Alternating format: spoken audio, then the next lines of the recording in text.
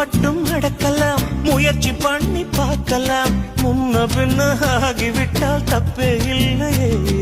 கட்டிக்கொண்டால் ஐயோ தப்பே இல்லை.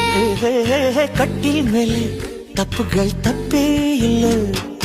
தப்பே இல்லை, தொட்டுக்கோ தப்பே இல்லை. தள்ளி நின்னா வாழ்க்கையில் புப்பே இல்லை.